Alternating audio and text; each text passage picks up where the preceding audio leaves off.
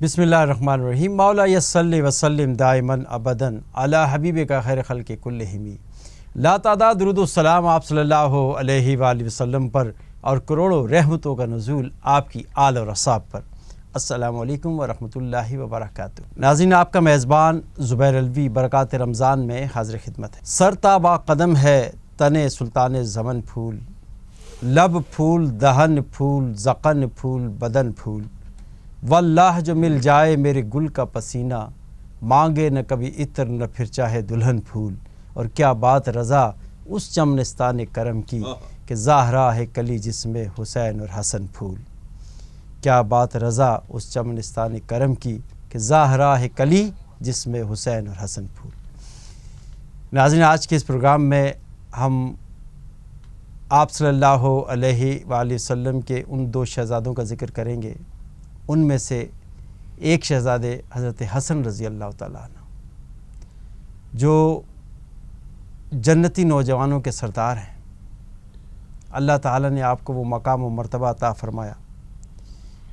तफ़सील से हम गुफ्तगू करेंगे।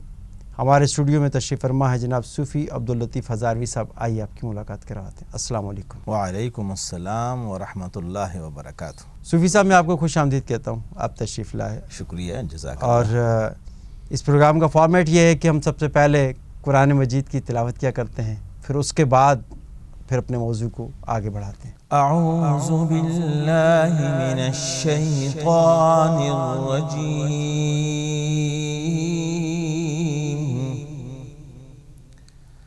बिस्मिल्लाहिर रहमानिर रहीम।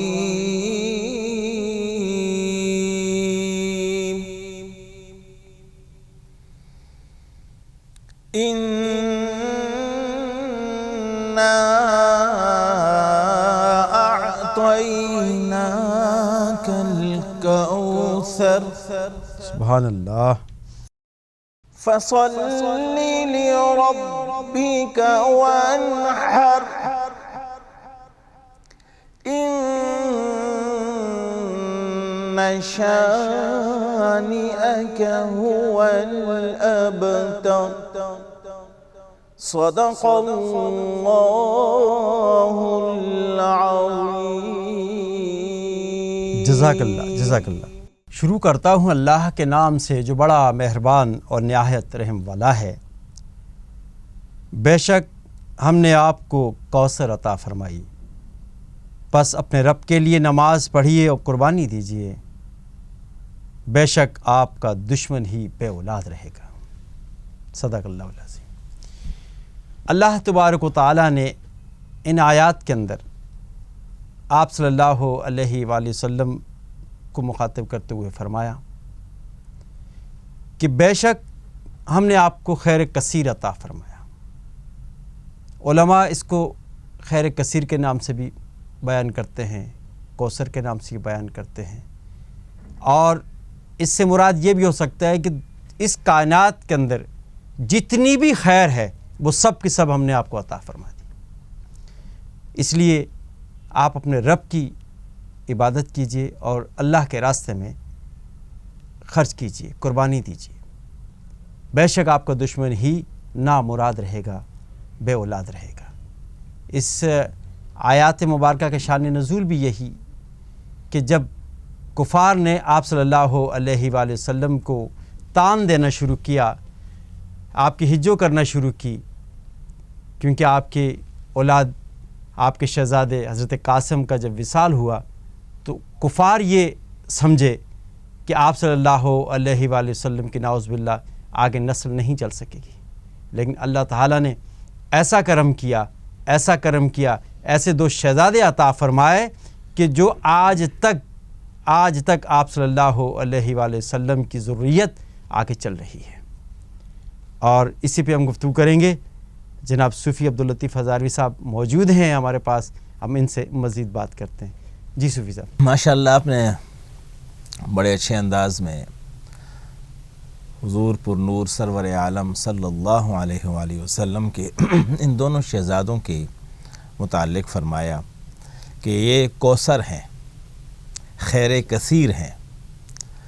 اللہ رب کریم نے یہ دو شہزادے جو حضور پر نور سرور عالم کو عطا فرمائے، یہ رسول اللہ صلی اللہ علیہ وآلہ وسلم کی شان کے مظہر ہیں۔ یہی وجہ جو آپ نے حضرت امام احمد رضا خان صاحب بریلوی رحمۃ اللہ تعالیٰ علیہ کے اشعار پڑھے تو ان میں سے ایک شعر یہ تھا کہ حسن و حسین دونوں پھول ہیں۔ سبحان اللہ، واہ۔ تو یہ ایک حدیث شریف پر دال ہے، اور حدیث شریف یہ ہے کہ میرے آقا فرماتے ہیں کہ ان الحسن والحسین، کہ بے شک حسن اور حسین ہمارے ریحانی فی الدنیا، کہ حسن حسین میرے دنیا کے دو پھول ہیں۔ سبحان اللہ، سبحان اللہ۔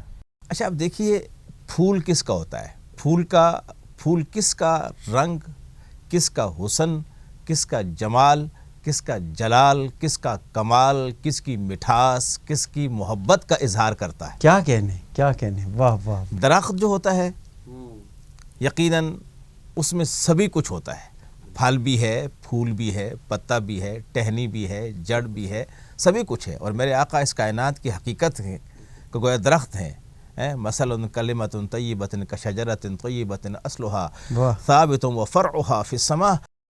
میرے آقا کی مثال تو وہ ہے کہ آپ اس کائنات کے ایسے درخت ہیں کہ جس کی جڑیں زمین میں ہیں اور ٹہنی آسمان پہ ہیں، اور پوری کائنات میں وہ شجر پھیلا ہوا ہے۔ تو گویا حضور سرور عالم نے اسی حقیقت کی طرف اشارہ کیا کہ میں اللہ کی وحدانیت، اللہ رب العزت کی صمدیت، اللہ رب العزت کی شان کا مظہر ہوں، اور اس مظہر کی صورت گویا ایک شجر کی ہے۔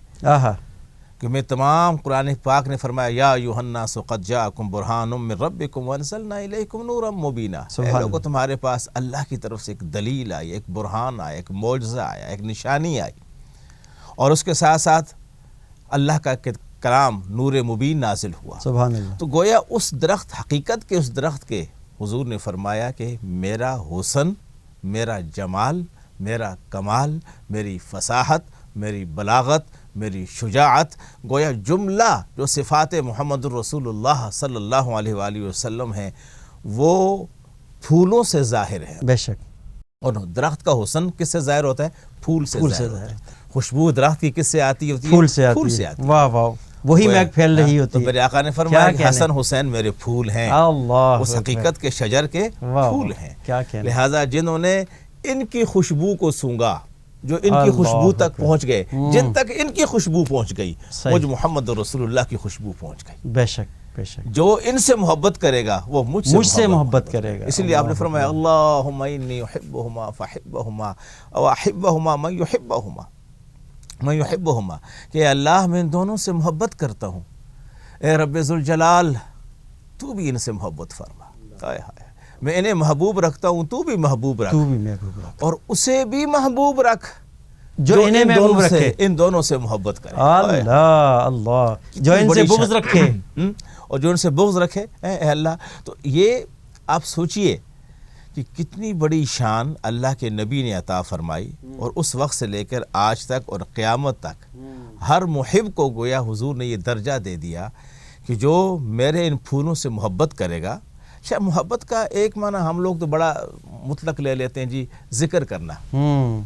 یقینی بات ہے ذکر محبت کی ایک شان ہے کہ جس سے محبت ہوتی ہے اس کا ذکر کیا جاتا ہے۔ من احب شیئا فاکثر ذکرہ، جو جب کسی چیز سے آپ محبت کرتے ہیں تو اس کا زیادہ سے زیادہ ذکر کرتے ہیں، اس کو زیادہ سے زیادہ یاد کرتے ہیں، اس کا تعارف کراتے ہیں، اس کی تعریف کرتے ہیں، اس کو مشہور کرتے ہیں۔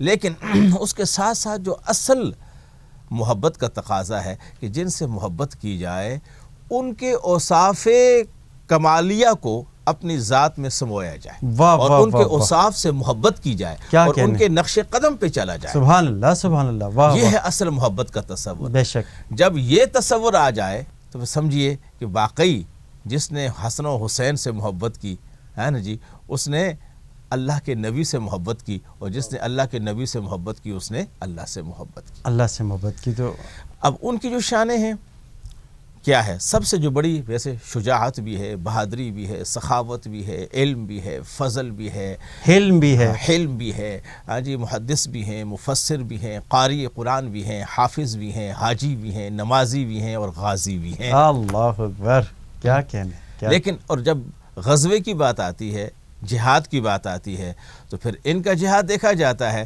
پھر وہ جہاد ایسا ہوتا ہے کہ اپنا سب کچھ قربان کر دیتے ہیں۔ سبحان اللہ، امام سبحان حسین کی بات آئے تو مارکہ کرب و بلا کے اندر اپنی اولاد اور اپنا پورا خاندان اللہ کی راہ میں قربان کر دیتے کے ہیں۔ سخاوت کا وہ عظیم الشان مظاہرہ کیا جو کوئی نہیں کر سکا۔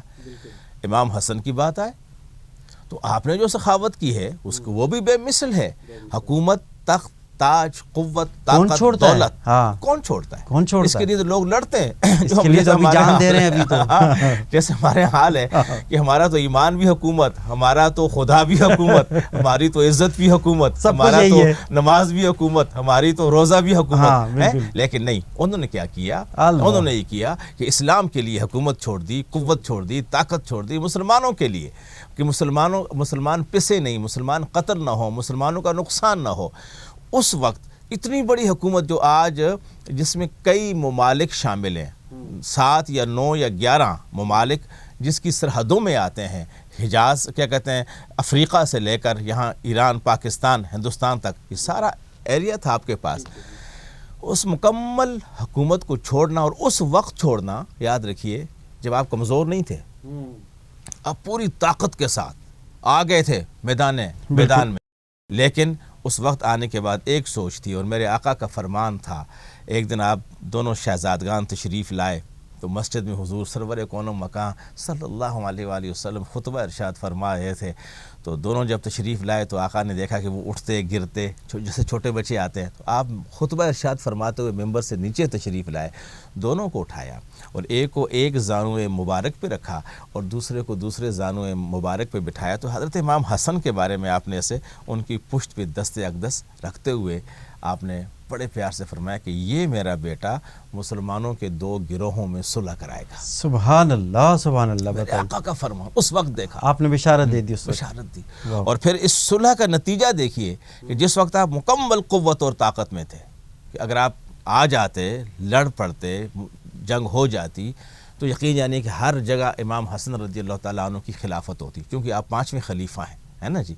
لیکن اس وقت آپ نے حکومت چھوڑ کر کہ صرف اس وجہ سے کہ مسلمان سے دشمنی بھی ہو رہی تھی اور مسلمان قتل بھی ہو رہا تھا، اس کی جان مال کا نقصان ہو رہا تھا، تو آپ نے مسلمان کی عزت و آبرو کو بچایا اور حضرت امیر معاویہ سے صلح کر کے آپ نے حکومت چھوڑ دی۔ تو یہ بھی بہت بڑی قربانی ہے، معمولی قربانی نہیں۔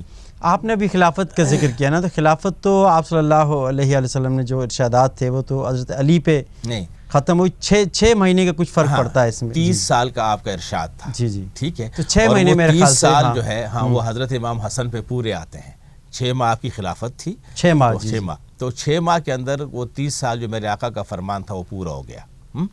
تو یہ جو ہے اللہ تعالیٰ کے فیصلے ہوتے ہیں اور محبوب کی نگاہ کرم میں کہاں تک دیکھتی ہے، آپ تو کائنات کے ہر ذرے کو ملاحظہ فرماتے ہیں، تو آپ نے دیکھ لیا تھا، تو یہی وجہ ہے کہ آپ نے 6 ماہ خلافت فرمائی اور پھر آپ حکومت سے دستبردار ہو گئے۔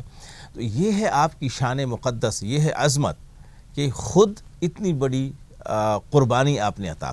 ویسے بھی تو سیدنا علی بن ابی طالب رضی اللہ تعالیٰ عنہ کے پورے گھرانے کا نام ہی یوں سمجھیے دوسری شان ہی قربانی ہے، دوسری شان ہی قربانی۔ تو حضرت امام حسن رضی اللہ تعالیٰ عنہ سخاوت میں بے مثل، شجاعت میں بے مثل، عدالت میں بے مثل، ہاں جی، اور انسانیت کی فلاح و بہبود اور انسانیت سے محبت میں بے مثل۔ آپ کی شان یہ، ایک مرتبہ آپ تشریف فرما ہیں، ایک سائل آ گیا، اچھا سائل نے آ کر کے سوال کیا، آ کے بیٹھا تو کہا جی مجھے کچھ عطا فرمائیے۔ اب اس نے اپنی طاقت کے مطابق مانگا، جو اس کی حیثیت تھی، کچھ عطا فرما دیں، 10 دینار دے دیں، 20 دینار دے دیں، 50 دے دیں، درہم دے دیں۔ فرمایا بیٹھ جاؤ۔ وہ بیٹھ گیا، کچھ دیر گزری، تھوڑی دیر گزر گئی تو آپ نے دیکھا کہ کچھ پریشان ہو رہے، فرمایا پریشان نہ ہو، میرا رزق آ رہا ہے۔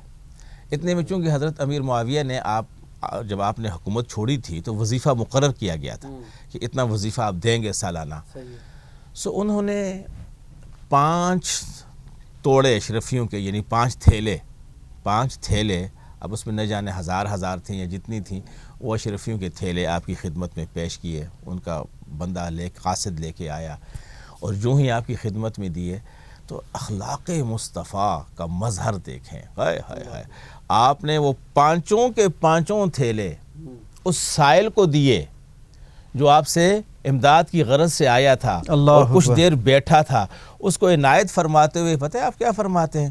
بھائی معاف کرنا، آپ کو اتنی دیر ہو گئی۔ اللہ اکبر، یعنی اگر میرے بس میں ہوتا تو میں آپ کو اتنا انتظار نہ کرواتا، سبحان اللہ، لیکن ہم نے دنیا چھوڑ رکھی ہے، عاجزی، انکساری، ہم نے دنیا چھوڑ رکھی ہے، اور دنیا چھوڑنے کی وجہ سے آپ کو اتنا انتظار کرنا پڑا، تو جو کچھ میرے پاس آیا ہے یہ آپ کا ہے۔